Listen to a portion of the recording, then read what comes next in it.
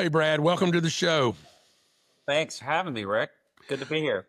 Well, I want to start by I know you have an undergraduate degree from Rhodes College and a graduate degree from the University of Missouri. I want to quickly tell you my connections to both of your institutions. I was the basketball coach at Swanee, Boo. and y'all were our big rival. And we had a cheer at Swanee during that era that said, and of course, at that time, it wasn't called Rhodes, it was called Southwestern. That's how old I am. And the cheer was Southwestern, Southwestern, the school by the zoo, where the girls are girls and the men are too. So You could not pull that off in today's day and age. Rick. no, it was Definitely. very politically incorrect. Yeah. But here's my Missouri story. I got hired several years ago by Brady Deaton when he was the president at the university, and Mike Alden, who was the athletic director. And really, the way I got hired was the collegiate licensing company, Bill Battle's company, had gotten an endorsement from the University of Missouri to Kansas, their big rival, that said, we're using CLC, you ought to use CLC. And CLC won the Kansas business. And as a thank you to Missouri, Bill Battle sent me in to spend a day with them and do a workshop. And I still have the speech on my computer. And the speech was, Ms. You is or Ms. You ain't my tiger. And I said, are you Missouri, Missouri, Missouri? And I went through the whole thing, and I finally said, what you are is Mizzou. And that led to the campaign, the All Things Mizzou campaign. And I love the name Mizzou for the university. Mizzou always has been the one unifying way to say it, and it is a great brand in college sports. Now, if you say Mizzou, everybody knows who you're talking about, and that's a lot of schools don't have that advantage. So, well, let's start this way. How did you get interested in politics, and how did your career start? well, I was in a family where we grew up talking about politics. My dad was a subscriber to Newsweek. And he also picked up the Atlantic Monthly every month because he said he wanted to have a different viewpoint. He wanted to have something that was left of him. What a concept. You mean he actually wanted to hear from the other side? And, my parents were hardworking people. Neither one of them finished college till I was well into childhood. They both went back to school at night. And, none of my grandparents even went to high school. I'm from rural East Tennessee. But my dad was really interested in politics, and we talked about politics at the dinner table. It was one of those kinds of families. 1976, they split their vote. Mom voted for Carter because he was a Baptist. Dad voted for Ford. By 1980, my mom regretted her vote for Carter, and they both voted for Reagan. And so, they took me to vote with them. I went to vote with them. I remember in 1978, we went to the precinct, and a governor's primary was going on, and the local Republican chairman saw my dad had a Democrat ticket. He pulled him aside and he says, Ron, what are you doing? Why are you voting for that? And he goes, I want to vote against Jake Busher as many times as I can, And so my dad explained to me that strategic voting, that he hated that guy so much he wanted to vote in the Dem primary and against him in the general, So I was 8 years old. And so that was, my politics kind of came naturally there. And, I started out thinking I was going to be a reporter. I got my first check as a sports writer, paycheck, when I was 14 years old. I was, a very late cut to the high school basketball freshman team, and then devastated by it. And the next day I got a call that said, why don't you come work for us at the newspaper? That was not an accident. One of the coaches lived next door to the publisher of the newspaper in our small town. From there on, I worked in college at the Memphis Commercial Appeal. The USA baseball team practiced in Memphis. I went and covered them. I covered some small college sports. I covered high school sports. Penny Hardaway, the NBA legend. I covered him in high school. He played on a fantastic team, by the way. He's the only one that ended up being a major college player, but his rival team had 3 guys that played major college basketball, and I covered them playing each other 4 times in 1 year. It was a great experience. Memphis high school basketball, by the way, is, it's just the best. And so eventually I migrated over to covering politics, and I decided if I was going to change the world, I needed to get out of newspapering and get into politics itself. And so I worked at when I was getting my master's, worked at the Missouri State Capitol. I was a stringer up here in D.C., in Washington, D.C., because I finished up my degree for the Raleigh, North Carolina newspaper. And that was about 1994 when there was a Republican revolution brewing, and I knew I had to get out and get on the campaign side. So that's how things shifted, but I've always been this frustrated journalist. I've written op-eds for years for nothing, for publishing them in obscure websites and newsletters and things. And then I'd always done some TV commentary, and now I'm a CNN commentator, and I'm on 4 or 5 days a week for CNN. So that scratches my itch a little bit, even though it's partisan analysis. Yeah, I want to talk about that a little bit.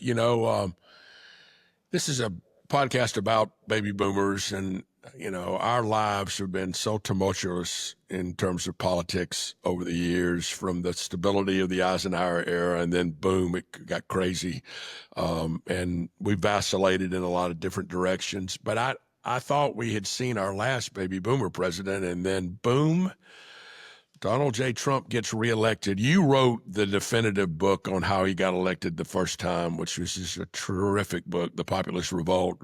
How did he get elected the second time? Well, that is. Thanks for the book plug. Selena Zito, the journalist friend of mine, and I did write The Great Revolt. Still available. It's very cheap now. It's a few years old, so no, you can get a good deal on it from a used bookstore. Still a few new copies out there.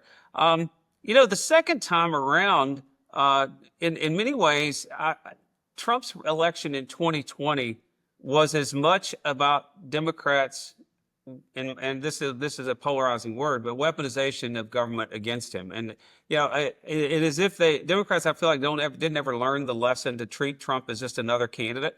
Through the impeachments and the Mueller reports and the legal actions that have taken after it, that served to galvanize people behind him who had questions about him. He really, this last election in 2020 did not start out with a unified Republican base at all. There were about 25% of the people who would vote against him no matter what in the Republican Party, about 35 who'd vote for him no matter what, even if he ran against their mother, and then about 40% who were in the middle, who were kind of open to a new candidate. But in the way Democrats handled him, they galvanized slowly but surely most of that 40% behind Donald Trump with the other 35%, and that's how he got the nomination. And then I think sort of hiding Biden's weakness was a fatal mistake for Democrats. And then it left them with no choice but Kamala Harris, who in fact was a weaker candidate than Biden probably would have been because of her ideology. So Democrats, I think, screwed it up about through 4 years, and they really have never figured out how to deal with Trump, who is a unique political talent, that we haven't seen on the American political scene really ever. I was telling earlier in the podcast today, I was talking about political movies, motion pictures, and one of my favorites is a movie called All the King's Men, which was a Robert Penn Warren novel, right. And it's really about Huey Long, right, in a fictional kind of thing. Right. And Huey Long was a populist candidate that may have become president of the United States had he not been assassinated. Right. And I think he may have been the closest thing to Donald Trump of that era. And I think it's both of those men were able to put their finger on pain points. I've always believed that rarely do businesses or people do things for pleasure. They do things to stop pain. And he identified pain points at a time that everybody else, in many cases, the party that had owned the blue collar worker, right, had just ignored the pain points. And your book really articulated, by interviewing people in those 5 swing states and those counties, those pain points. Well, in many ways, Trump had no history as a Republican when he came on the scene. And so that meant he brought none of the baggage with him. And a lot of people looked at him and said, the Republicans kind of hate this guy. The Jeb Bush type Republicans, Chamber of Commerce Republicans, they don't like him much. Maybe I ought to take a look at him. And because he was not really much of a Republican when he came into the race in 2015, that gave permission to a lot of people who were not Republicans to look at him.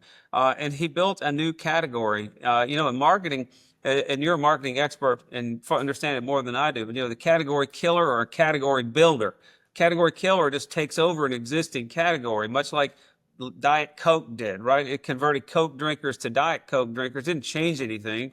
Whereas a category builder creates something brand new, like Federal Express is the example I like to use, right? They didn't have a competitor. The competitor was sticking a stamp on a piece of paper and hoping it got there in 3 days, so there was no competition for that. And so Donald Trump, much like FedEx, has built an entirely new category. And in so doing, the Republican Party is really no longer recognizable from what it was when Mitt Romney was there, but it's a bigger and different party. And it's enabled a lot of customers, if you will, in this case, voters, to come take a look at it who otherwise might not have. One of the frustrations that I think I have as a now 71-year-old is how we don't teach history. A lot of the things that go on in America, we've seen the movie before. We've seen this. I'm doing a project around the America 250 celebration, and a professor at Yale has written a really interesting article about our other milestone revolution anniversaries and where we were in 1826, in 1876, 1926, and the bicentennial in 1976. The turmoil that we feel in the marketplace, everybody thinks it's just happened now. It's happened for 250 years. Well, that's the nature of a free country. The friction of competition in every sector is what has always propelled America forward. We're a frontier nation. There's always this sense that things might be better if we just work a little bit harder and take a few more chances. That's sort of the ethos of America. And so it only makes sense that our politics would work with that same level of friction. And it's necessary. And it may feel like this is the most divided time ever, but people have thought that before. The country has moved beyond it and prospered, and we will again, too, but this is, I think that in many ways, that's the vanity of being an American, is you always think that whatever period you're in is the most important period ever. I think that's because we're a consequential people in a consequential nation. But in the end, that makes our crisis seem bigger than they are. And it sort of minimizes what we have in common, but we'll move past it. Well, I have a theory. I'm old enough to remember the bicentennial. And if you remember the bicentennial, we were coming out of Vietnam, Watergate. We had a president of the United States that wasn't even elected, Gerald Ford. And yet the country came together. But in that era, we only had 3 television networks. And you didn't have what I call the aggregating tribes. Everybody watched it. And so there was kind of a mainstream media that tried to talk to everybody differently. Fox News reaches a different crowd than CNN reaches, and MSNBC reaches a different crowd. You're on CNN. Does 24-hour news and the political rhetoric divide us more? Or does it unite us more? I think the shift to a subscriber model is what has changed. James Bennett, who used to be an editor at the New York Times, had a great essay in the Atlantic magazine about this a couple of years ago, where in the old days, if you were a CBS News or you were a newspaper, your goal was to sell ads to people who sold cars and furniture and groceries. Right. And so if the cars and the groceries and the furniture sellers, they need as wide an audience as possible. Everyone theoretically needs groceries. Right. And so therefore, the goal of the newspaper or the television station was to have as big an audience as possible so that they could be attractive to the grocery stores and the furniture stores. So to have a big audience, you have to have a wide array of opinions and perspectives. And so that is a very different model than what we have today. Today, the New York Times makes its money off subscriptions. And cable television makes its money by dominating a small niche, right? And the same is true for any magazine or other digital outlets. So the path to revenue it often involves keeping a sort of well-defined, homogenous group of people pretty excited. That's what James Bennett talked about, that had changed the New York Times. And it's much to keep a small group really ginned up for the New York Times, their subscriber base, which all kind of look the same. That requires feeding them things that they like, right? And so there are certain news outlets that are trying to do that. And trying to be balanced and maintain balance and debate. But the New York Times model is, and you see some of that with Fox and MSNBC too. Like there's a tendency to just appeal to that tribe. Well, it's interesting. My two favorite commentators are Brad Todd and Harold Ford. And the reason is y'all are the minority in the networks where you are. And so you have a degree of civility, I think, that's a little bit different than the extremes. What is it like to work at CNN when most people think politically different than you do? Well, there are a few of us on the right in the CNN political commentators. Scott Jennings does a fantastic job, and David Urban and Shermichael Singleton. We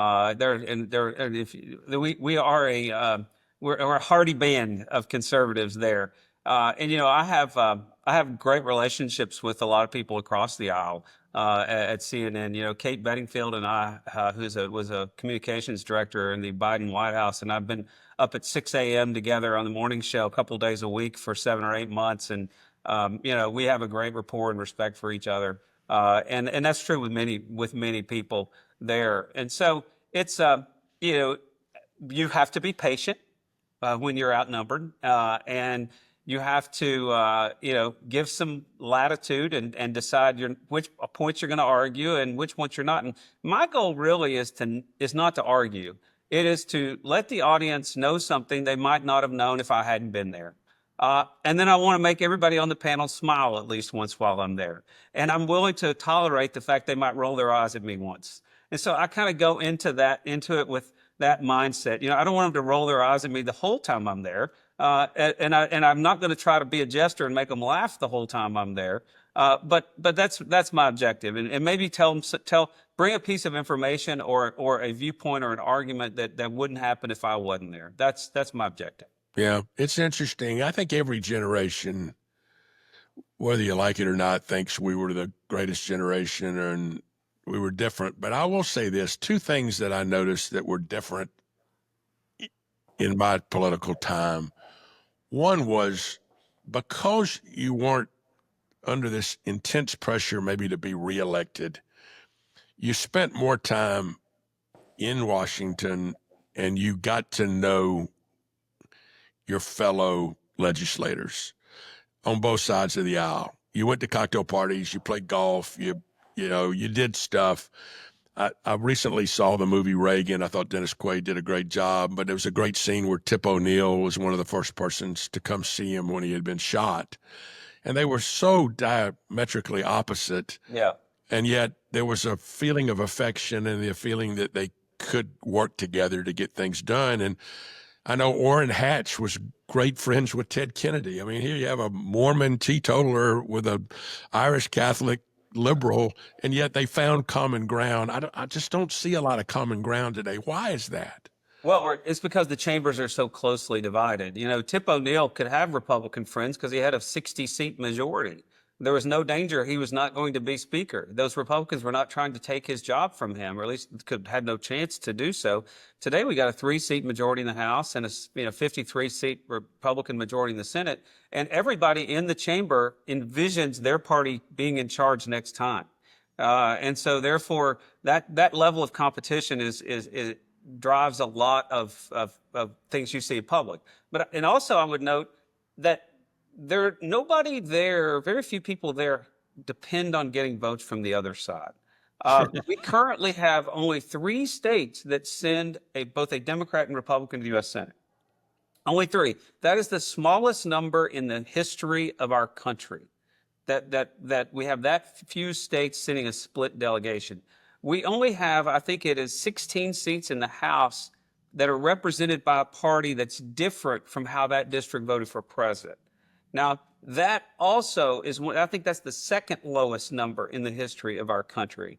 So everybody back that's in Congress basically thinks they can get reelected by getting their group back together back home. And that does not incentivize them to cooperate with the other side much. And the other fact is, today in the U.S. House, there are maybe 30 seats out of 435 that could flip, maybe 40 at most. So 90% of the people in the U.S. House of Representatives only fear losing a primary. They don't fear losing a general. And so that they are not incentivized to go do things that make people like them across the aisle back home. And in the U.S. Senate, I think the other thing we have to note is the Joe Manchins of the world, who is a moderate Democrat, they're gone. Kirsten Sinema of Arizona, they're gone. Democrats have basically run off all the moderate Democrats on their side, and that the lack of people who would be willing to work with the other side in a particular conference, that greatly changes how things work in the Senate. You can't pass anything except a budget in the Senate without 60 votes. And so there's a real built-in structural argument to cooperate, but we just don't quite have the personnel of people who approach it that way. I remember doing Obama's administration. Alan Simpson and Erskine Bowles worked together on a commission. I don't think anything ever came out of it, unfortunately, but they were both moderates representing their party. Erskine Bowles was a very conservative Democrat. Alan Simpson, I think, was a more progressive Republican. And they had some common sense stuff that I felt like could have been legislated. Al Simpson probably couldn't be nominated by the Wyoming Republican Party today. Because of that, right? That apostasy of reaching across the aisle too much. Now, Susan Collins from Maine and Lisa Murkowski from Alaska do it, and they win on the fact that they work with both parties because they're in very small states that have some very significant federal needs. But that is the exception and not the rule, and we don't see that much anymore, especially in smaller Democratic states. There's no reason why you couldn't do that today, say from Vermont. Vermont has a Republican governor. They could elect a Republican senator who just said, I'm going to be a really moderate Republican senator. But that's not the way it's worked out. And so there are just not that many anymore who make their own bones back home, reaching across the aisle. There's some who try. Cory Gardner was a longtime client of mine from Colorado. He did many things that Democrats liked. He did conservation of national parklands. He did wind energy, a lot of things like that. And when it came time to run on that in re-election, the people back home just weren't willing to reward it. Well, you've been doing this for a long time. You've worked with a lot of interesting politicians. Can you mention one maybe that's not there anymore because that was really kind of fun to work with and one that you had a lot of respect for? Yeah, one for sure. Diane Black was the chairman of the Budget Committee when the last tax cut was passed in 2017. I had known her since she first ran for the state house in Tennessee, and then through her congressional races in Tennessee, she was a fast climber in Washington. She went on the Ways and Means Committee right away and was really she had a knack for handling complicated problems. And the tax cut that was signed by President Trump in 2017 probably doesn't happen if she hadn't found a way to craft a budget that could make the hardcore right-wing Republicans, the Freedom Caucus, happy with it, and also keep the administration happy with it. It's one of those accomplishments nobody even knew was happening, but it literally took her months to bring these people together and come together on a budget document to start out. We pass a budget every year early in the year, and it is the place in the Republican Party where the fiscal hawks have the most leverage, is to deny the passage of a budget document. You can't move on to what we call reconciliation, which is about to happen here now, where you set tax rates and come to a big spending agreement, unless you start with that budget document. And passing it required her to do a lot of shuttle diplomacy, and watching her do that when you had a president down the street who had a big item pending, and navigate those two very different groups of people inside the party. I just thought the world of her legislative skill, and I'd seen her do it back in the Tennessee legislature as well on complicated stuff. And I kind of really enjoy watching those people who are really good at it. Legislating's kind of gone out of style in Washington, we have a lot of people who are really good at communicating and not many people are good at legislating. And so seeing somebody who's a good legislator with all that entails is really something to watch. Yeah, that's interesting.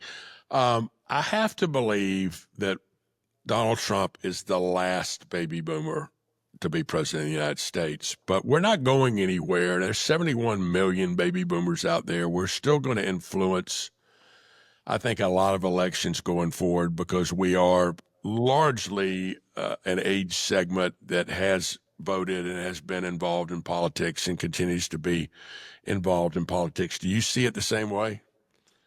I do, and baby boomers vote. They vote heavily, right? And so it's a big bunch of people. And also it's the most evenly divided generation. If you look at the exit polls in this last election, baby boomers voted for Trump 50 to 49.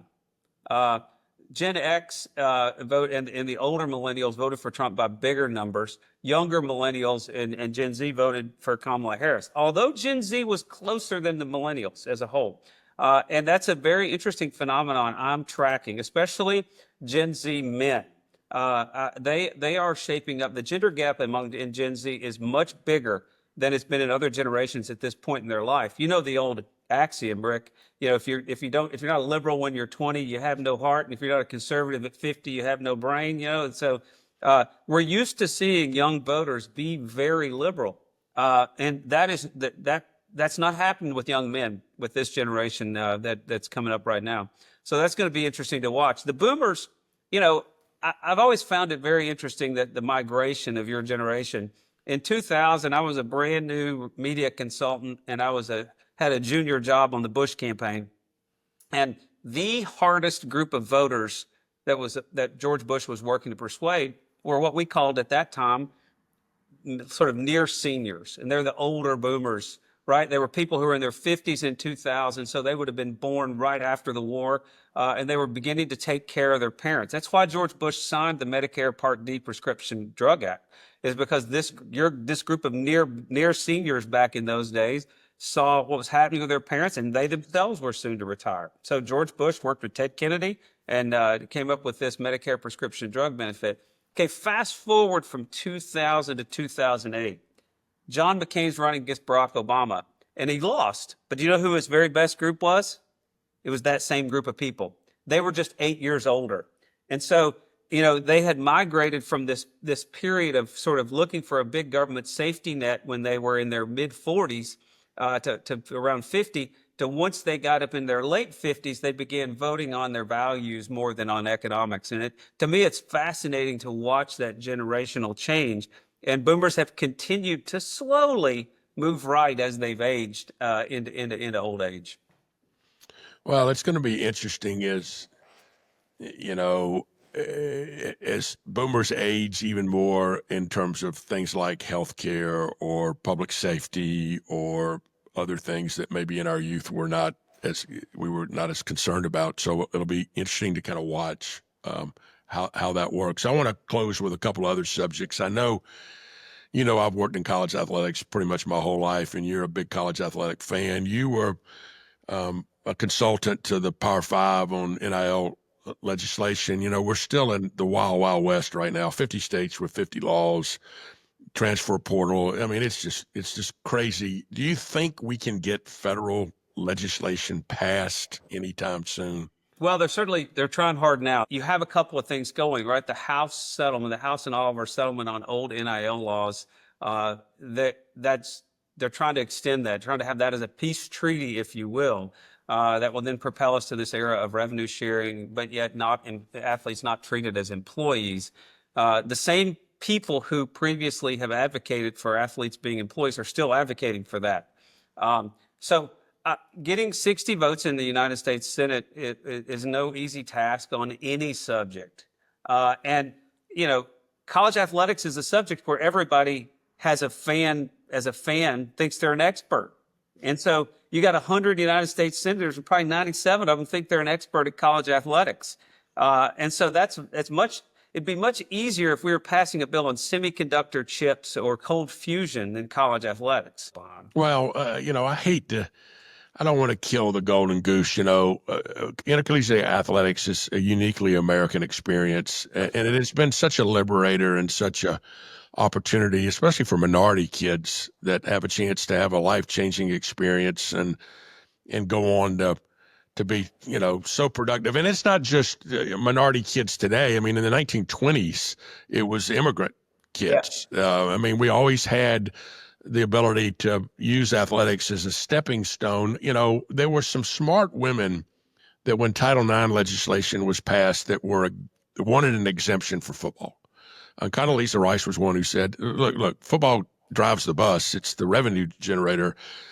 They have 100 kids. You can't have 100 women to balance that. And I think if they had done that at that time, it may simplify a lot of the problems that we have today. It might have. And also it's possible that that constantly putting off the question of how to handle postseason,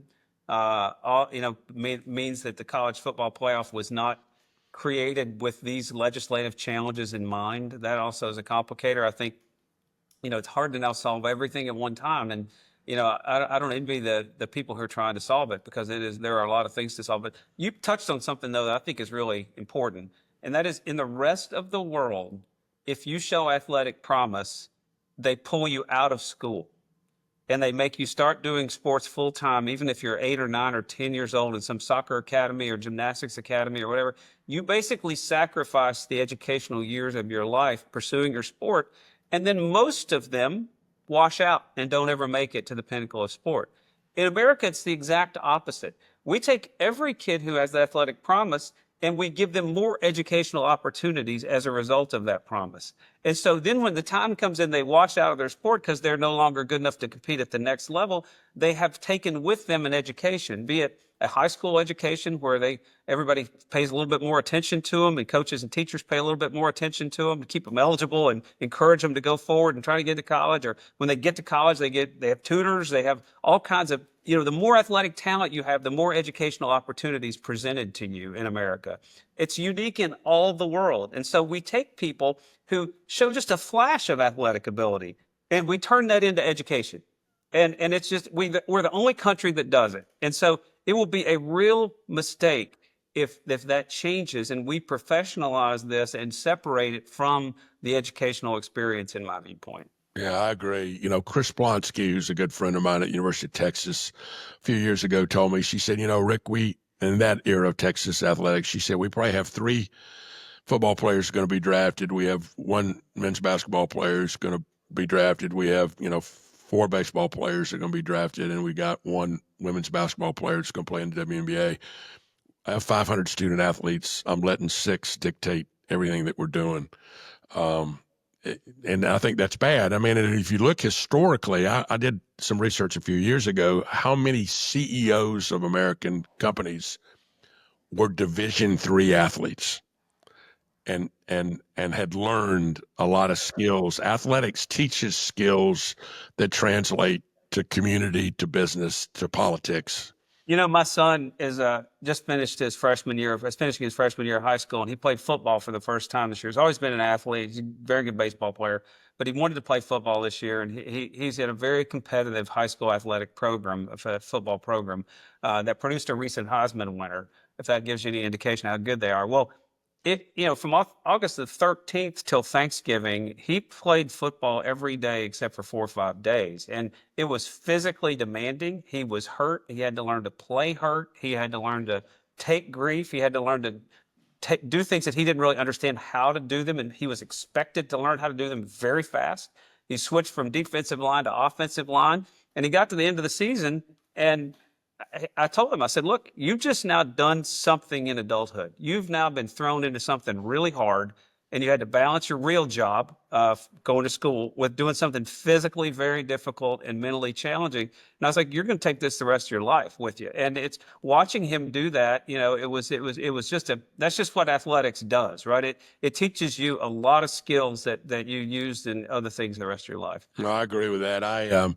For years, I coached 8th grade boys basketball, and I used Bill Bradley's book, The Values of the Game, as my textbook. And it was really all the values that he learned in athletics, right, and how that translated to life and a career and a life well lived in a lot of ways. Brad, I told our listeners today I've written a book called The Business Tithe.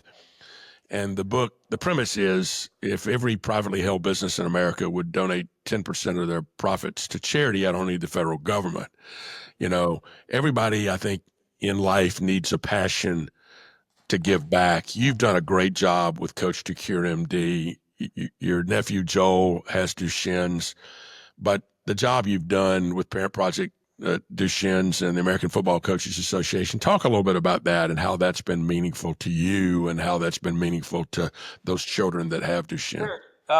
Well, first off, if you ever watched the old days, your boomer audience will remember Jerry Lewis's telethon, right? And Every Labor Day. every Labor Day. Well, those kids had Duchenne muscular dystrophy, and uh, when Jerry Lewis started it, the real outcome of that was he bought him a wheelchair. That associated, like we didn't really even understand how this disease worked until 1986, and then we realized that the kids their bodies are unable to make the dystrophin gene, which is the muscle glue that holds the fibers of your muscles together after they're torn and when they're growing. It's an awful disease. They lose their ability to walk in their teenage years, and then we lose their lives in young adulthood. Every one of them. It's terrible. And my nephew has been diagnosed with it, and the first year after he was diagnosed, we wrote a check for research, and the next year we wrote a check, and I realized I can't write enough checks. That's not, and so we had to. My wife and I, and my sister, we had to figure out how to leverage everything else in our lives to do it. And so she and her husband my sister and her husband have been very involved with Parent Project Muscular Dystrophy, a great organization founded by Pat Furlong, who is a Duchenne mom from Middletown, Ohio, 30 years ago. It's just changed the world. And I'm on the board of the Foundation to Eradicate Duchenne, another group here founded by Joel Wood and his wife Dana that advocates in Washington for muscle research, and they're fantastic as well. And these two families that created these things, we've tried to piggyback on their efforts and support them. And one of those ways was with Coach to Cure MD with America's Football Coaches. And we were their signature charity for 16 years. With coaches all around the country who developing relationships with these young men and using the courage of those young men battling Duchenne as a inspiration to their players. I'll never forget Dan McCarney, who is a great college football coach. When he was at North Texas, he had a couple of Duchenne kids to his practice, and he says, we lost a football game last week, and you're bummed out about it. He's like, but I want you to get yourself together. And he's like, I'm going to meet some guys who have a harder day than you do every day. We're going to find a way to win the game next week.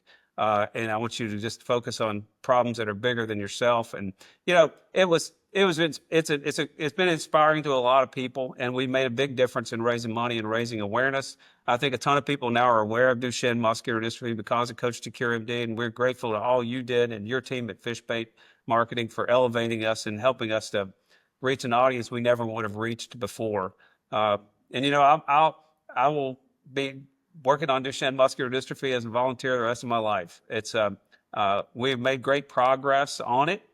We now have many therapies in trials. There are some kids who have an active therapy to extend life and ambulation. And so we've made so much progress. When we started this in 2008, there had been one clinical trial in America ever.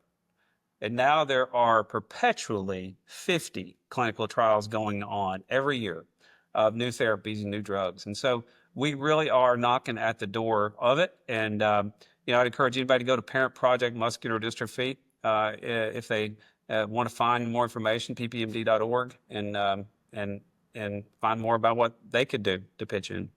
Well, the truth is, at the end of the day, we're God's arms and legs, and it's up to people to try to make a difference. And you've made a tremendous difference, and a lot of our football coaches made a tremendous difference and changed lives and gave encouragement. But I also think we're this close to some genetic breakthroughs. I'm hoping before I pass away, we're going to find that cure for Duchenne. I think we may well do that. Your expression of it is exactly right. Philip Fulmer, who was the head coach of Tennessee, is a friend of mine, and he was really the anchor person to start this. And I remember at the time we started talking about it, he was near the end of his time as head coach at Tennessee, which we didn't know that at the time. These things always end abruptly, right? And so I said, I said something to him. I was like, well, I know this is asking a lot of you to stick your neck out and help me start this thing. And I said, if it's too much, you just need to tell me. And he said, Brad, God puts people like me in positions like this so I can do things just like this. And so little did we know, he was out of coaching within 2 years. And so there are a lot of football coaches who have felt that exact same way. And I talked to one time, and he said, look, this university one day is going to terminate me, and this fan base is going to decide I'm terrible. And he says, but what I do for these kids will last forever.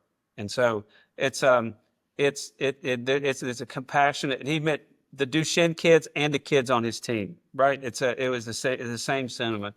So I'm grateful to those guys. And, if we had an extra hour, I could start naming names of coaches who've just been amazing on this, but needless to say, it's a lot of them. Well, that's a great way to end. I'm proud of you for this. I'm proud of your career, and I appreciate you being our guest today on Chabot.